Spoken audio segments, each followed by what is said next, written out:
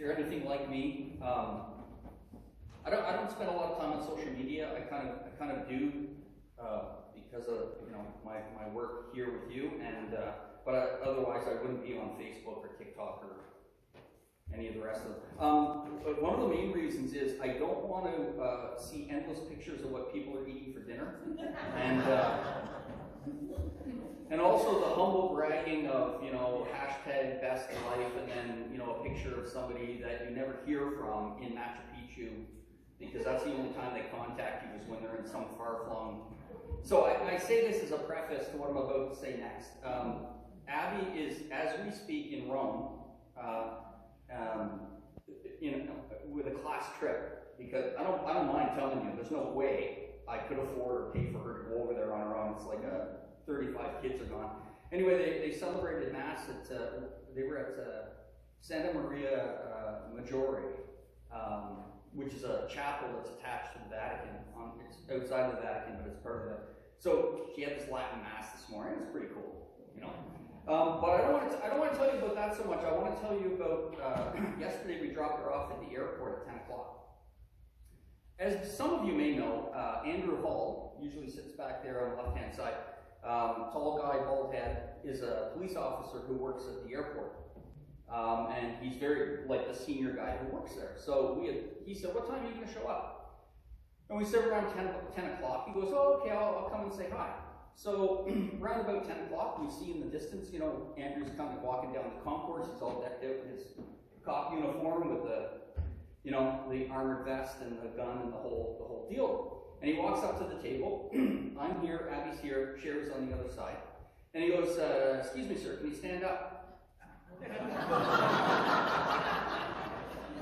So I played along and I said, "Sure." And he goes, "Can I ask why you're here today?" And I said, and he was good. He was really good. I said, "I'm actually just dropping my daughter off. She's going to Italy." He goes, "Where are you coming from today?" I said, "Stittsville." He goes, "Do you drive a white Kia?" I said, "Yeah."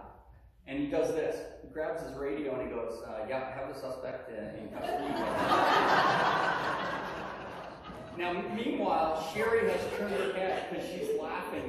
She's laughing hysterically. Abby did not recognize him. So she's looking at us, and then she's looking over at her mom, and not reacting, in my view, at all. But apparently, Sherry said when she turned towards her, she's like, "Stop laughing." What's going on? So Andy says, "You put your hands behind your back, sir. Do you have anything?" He pats me down, and we start walking off. He turns to me as we're walking away. He goes, "Your daughter doesn't care that you're getting arrested."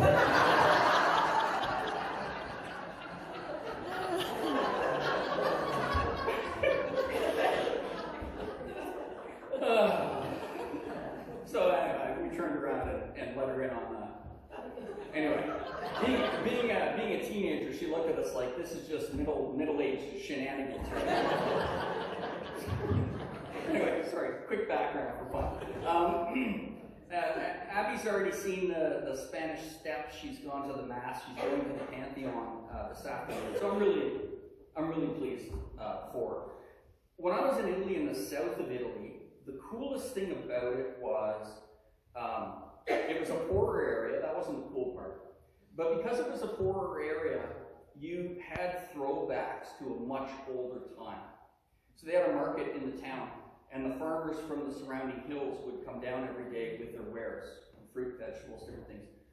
And quite a number of them had donkeys, that they would come down these endless steps through the old part of town, like people have done for hundreds of years, and they have donkeys loaded up with things on their back.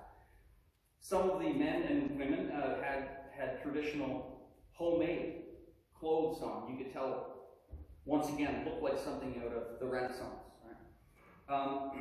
The coolest thing I saw, have you ever seen something where you do a double take and you have to grab somebody next to you to look as well because you want to check to make sure that you saw what you saw? It was on a train and it was slowing down, we're coming into one of the towns on the way to, I think Naples, doesn't matter. And I look to my left, and there's a field full of sheep, and close to the train tracks on this little bit of a hill is a shepherd. And he's lying on his side like this, with his arm up, and he has a staff that he's hugging. This shapeless hat on, homemade clothes once again, with a cloak wrapped around him. And honest to God, it looked like a Renaissance painting from the past. And I had to grab the person next to me and go, look, the shepherd. And they go, what? That was my reaction inside. And the thing that struck me, because we're reading about the Good Shepherd today, in our gospel passage, and I especially want to talk about our psalm. We don't often talk about the psalms. One of the things about the Good Shepherd, and it struck me when I saw this man, I have a snapshot in my mind, I don't think I'm ever going to forget it, this shepherd just sleeping in the field next to his sheep, is the fact that the Good Shepherd lives with the sheep. If the weather's bad for the shepherd. If there's danger to be had, the Good Shepherd is with the sheep to protect them. And that's why Christ is our Good Shepherd. Christ, all the things that Christ suffered are the things that are common to human beings. And he didn't shirk away from them. And, excuse me. Sorry. And it reminds me of 1 Peter 5, that the adversary, the devil, prowls around like a roaring lion, seeking whom he can devour. And evil is all around. The thing about the shepherd is, and you'll read it in Psalm 20. In fact, hang on. I'm going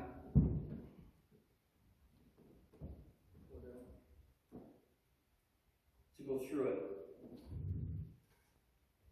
The Lord is my shepherd, I shall not be in want. He makes me lie down in green pastures and leads me beside still waters. He revives my soul and guides me along right pathways for his name's sake. And here's the salient point I want to get to today. Yea, though I walk through the valley of the shadow of death, I will fear no evil. For you are with me, your rod and your staff comfort me. You spread a table before me in the presence of my enemies. You have anointed my head with oil, and my cup is running over. In other words, I'm not going to take away these bad things. These are the things in a broken world that we face. Sometimes it's a beautiful world. We have the still waters and the green pastures. Absolutely. But we also have the challenges of the dangers that this life has. So the tragedy of loss and of fear and of bad things happening. And the shepherd doesn't take those away. But the shepherd walks along with the rod and the staff. The staff is the one that guides us, and the rod was like a club to help us battle our enemies. And the enemy is the one from 1 Peter 5. The devil, evil, the adversary, the one who's attempting the persona and the circumstances that pull us away from God's grace. And the shepherd walks along with us. Christ is with us in and through all of these things. And it says here, for the example, these are those who have come out of that great ordeal. They have washed their robes and made them white in the blood of the Lamb. You know, you've known from when you were a kid or your kids were kids, skin knees, bloody noses, right? You get that on white, you may as well just throw it out. So this doesn't make a lot of sense unless you're looking at it from a spiritual sense. Christ's sacrifice makes us whole and purifies us. When you're looking at our very first reading, and Peter is calling forth Tabitha from... It's interesting, all the names from the Bible, Tabitha called Dorcas, you'll meet people, you'll go to school, people named Mary, or Sarah, or Hannah. Not many people name their kid Dorcas. But when Tabitha is raised from the dead by Peter, all of the actions taken in the New Testament, remember, are on two levels. There's the physical level that we see, that we can interact with. It's a way that we can interact with God in the here and now. But it always is mirrored by the deeper spiritual reality that is always trying to be gotten across to us. by the assumption of Christ's sacrifice for us through his blood, we are made white, we are made pure. White robes, pure. And then we finish up with Psalm 23. Surely your goodness and mercy will follow me all the days of my life. It's such a powerful testament. And I will dwell in the house of the Lord forever. In Psalm 23, Psalm 91, Psalm 121, all of these are powerful testaments to God's promises to us. And I want to tell you this especially. In your personal prayers, whether it's in the morning, in the evening, or all day, remember, these are promises made to us by God, not because of our own goodness and not through our own strength. But we assume them in humbleness, the promises that God has made to us, because he loves us. And so I encourage you, when you pray, to pray boldly. Just like this psalm is a bold one. Your goodness and mercy will follow me all the days of my life. I will dwell in the house of the Lord forever. Not I might dwell in the house of the Lord forever. If I get enough brownie points, perhaps, maybe if God's having a good day and he's not too busy, I will dwell in the house of the Lord forever. No, I will dwell in the house of the Lord forever. These promises you can absolutely 100% rely upon. Why do I pound on that so hard? There will come a day when you close your eyes for the last time. And that could be 5 minutes from now, or 50 years from now. For me, I kind of hope it's not 50 years from now, but I'm just saying. To face that in peace and with no fear is a completely achievable thing. Completely, and we've all seen it. And I got to tell you, there's no greater gift in the world than to see someone pass from this life in peace. Honestly. Because really, what's at the heart of all of our fears? The thing we never talk about. You ever notice, and it's been joked about, but it's absolutely dead true. You're talking to someone, a friend, and a mutual friend has cancer. Or just found out they do. But they don't say it that way. They say, did you hear the news? And it's like, it's terrible. I can't believe that Mary has cancer. Right? You'll go, yeah, she has cancer. But we won't even say it loudly. We'll whisper it for fear that if we say it out loud, it has this bigger, unmatched reality to it. We're afraid of death. Our bodies are geared to be afraid of it. Your heart is geared to keep beating no matter what. Your lungs to breathe no matter what. And I love during my sermons when all of a sudden it's like all the air has gone out of the room like a plane depressurizing, right? But isn't it true? You tell me.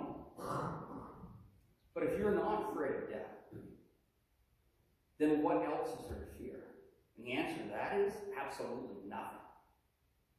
And that's where that peace and grace, and when people talk about real joy, spiritual joy in your heart, and we will pound out of ourselves sometimes that true and certain knowledge. And what do you mean pound it out of ourselves? You'll look in the mirror and say, well, I'm not a good person. I don't deserve that. I told you, I had a friend of mine, it was an actor friend, and I was doing a job in Toronto, and I was going to church on Sunday, and surprisingly, she asked to come along, which was cool. So we went to one of the Anglican churches downtown Toronto, and she didn't come up for communion, which is fine. I don't, that's a very personal choice. And then the very next week, same thing, wanted to go again, didn't come up for communion again.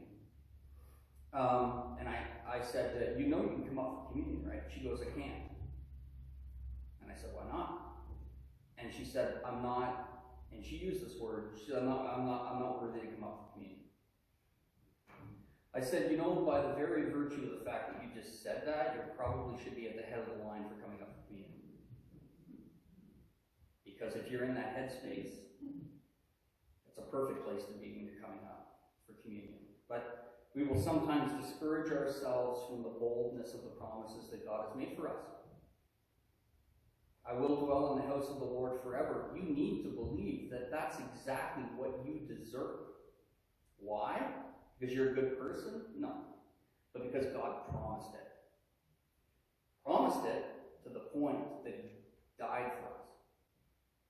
And I want you to look at it this way. If you will not forgive yourself, but God will forgive you, who do you think you are? Do you know better than God?